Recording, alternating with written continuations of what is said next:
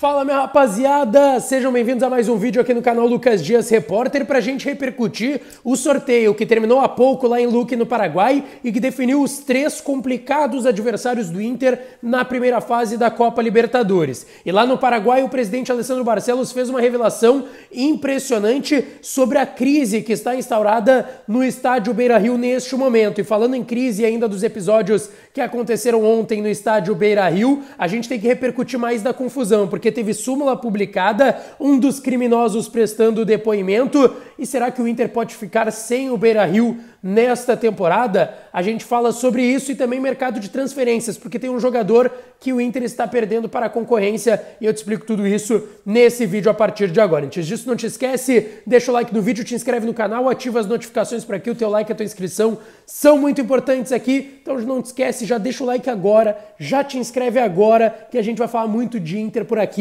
mais uma vez, então já te inscreve, deixa o like no vídeo e ativa as notificações. E claro que esse vídeo e todos os outros com apoio da KTO, KTO.com. Na próxima semana começa Libertadores da América, rapaziada, então aproveita lá em KTO para fazer uma graninha, aproveita meu código também Dias, que te dá 20% de free bet lá em KTO.com, tá certo, rapaziada? Bom, vamos lá, eu quero começar sobre o grupo do Internacional que foi sorteado lá na cerimônia em Luque, no Paraguai, há pouco. Eu tô gravando logo depois que finalizou o sorteio e o Inter já conhece os seus adversários. O Inter caiu no grupo 2. O cabeça de chave é o Nacional de Montevidéu, Nacional do Uruguai, viagem curta, é um clube enorme, mas não tem uma equipe tão hoje qualificada, mas a gente sabe, pro momento que o Inter tá vivendo, não dá nem para escolher adversário.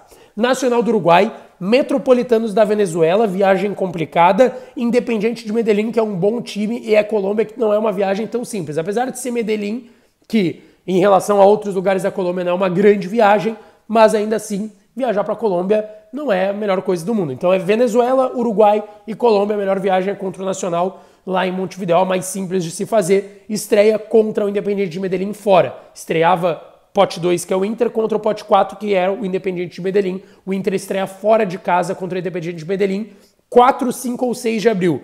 Na próxima semana, uma dessas datas será a do Internacional, a tendência é que seja do dia 5, isso deverá ser definido amanhã. Nacional do Uruguai, Metropolitanos da Venezuela, Independiente de Medellín da Colômbia.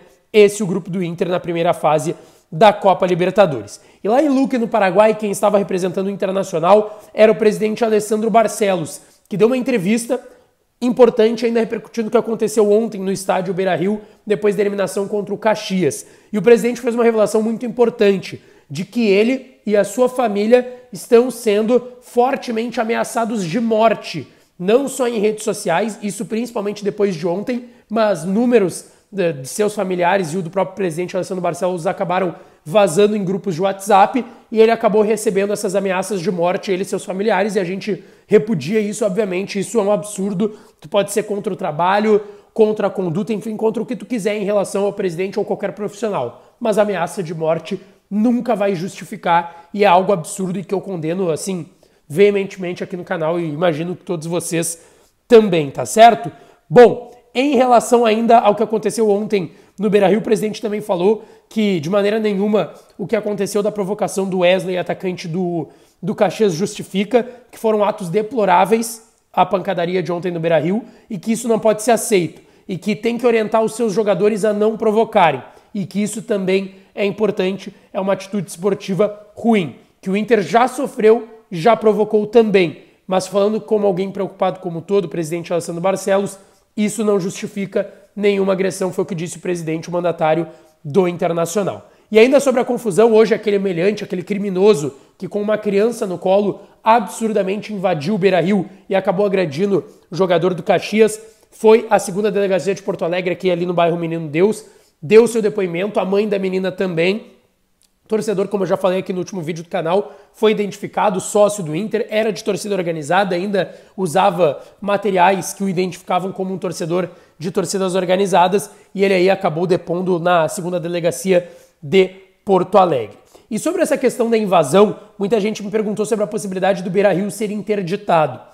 Assim, possibilidade existe pela lei, mas o caso tem que ser julgado. Pelo que eu conversei com o juizado do torcedor, com o Internacional, com polícia, Ministério Público, vão analisar ainda todas as imagens, não foi tudo analisado, tá? Então tem que ter calma.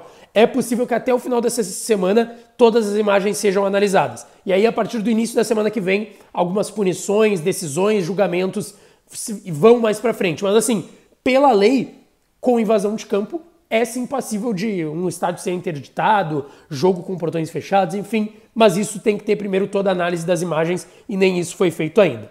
Sobre a súmula do Rafael Klein, tá? Ele acabou expulsando 7 atletas do Internacional. 3 do Caxias e 7 do Inter, 10 expulsos. Depena em Matheus Dias em relação ao jogo, depena no segundo tempo Matheus Dias na cobrança de pênaltis, ele acabou discutindo com o jogador camisa 8 do Caxias e foi expulso. Proferiu alguns xingamentos pelo que consta em súmula. Além deles, John e Emerson Júnior, goleiros reservas, Baralhas, Moledo e Alan Patrick, esses os 5 expulsos, além de Depena e Matheus Dias, totalizando 7. O que mais me impressiona é que o mercado não consta na súmula. E ele agrediu e não foi pouco, inclusive a briga depois da provocação do jogador do Caxias, quem impulsiona ela é o Gabriel Mercado. E ele não consta em súmula nem o nome dele, enfim. Situação que me chamou a atenção da mesma forma, tá certo? Também na súmula consta o Rafael Klein citando a briga, a questão do segurança do Inter ter agredido os jogadores do Caxias também consta em súmula, é importante que isso esteja ali também. É uma súmula bem completa, tá? Para quem teve tempo também de analisar as imagens. Realmente é uma súmula para quem vai lá, é só ir no site da Federação Gaúcha de Futebol que aparece o jogo Inter e Caxias decidido nos pênaltis, tu abre ali, aparece uma aba documentos e tu vê a súmula do jogo. Falta bastante informação, até pelo que eu falei, quem quiser mais informações do que aconteceu, os últimos 2 vídeos aqui do canal, ontem lá no Beira-Rio ainda, e o de hoje pela início da tarde, eu trago vários, aliás, detalhes sobre a situação. Tá certo? Quero fechar aqui o vídeo com vocês falando de mercado de transferências. Eu sei que o ambiente é ruim, o Inter se representa amanhã no CT Parque Gigante, mas a gente tem que falar de mercado de transferências, por quê? O Botafogo fez uma proposta, assim como o Atlético Mineiro a gente trouxe aqui no canal, para um jogador que o Inter estava tentando, e que o Inter tinha aberto conversas muito preliminares ainda, nada muito avançado, que é o Matias Rojas, jogador paraguaio de 27 anos, meia do Racing de Avejaneda. O Inter tinha iniciado conversas, como eu disse, algo muito preliminar ainda, mas o Botafogo fez uma proposta, o jogador vai ficar livre no mercado a partir do dia 1º de julho, pode sair de graça, já pode assinar um pré-contrato para sair de graça, não vai renovar lá no Racing, e o jogador aí interessa o Internacional, mas o Botafogo e o Atlético Mineiro, os únicos 2 clubes brasileiros a fazerem proposta. O São Paulo, assim como o Inter, tinha demonstrado interesse e é um jogador que o Inter tinha no radar, porque busca ainda um jogador, um meia que possa cumprir outra função, seja como segundo volante ou também pelo lado, como era o Diego Pituca do Kashima Antlers e Santos, que o Inter fez uma proposta, e um camisa 5. Richard Rios fechou com o Palmeiras há pouco, né? Então, assim, o Inter segue na procura. Há menos de 10 dias a gente tem para o fechamento da janela dessas 2 posições principalmente, tá certo? Não esquece, deixa o like no vídeo, te inscreve no canal, ativa as notificações que eu volto para falar mais do Colorado por aqui. Um abraço e até a próxima.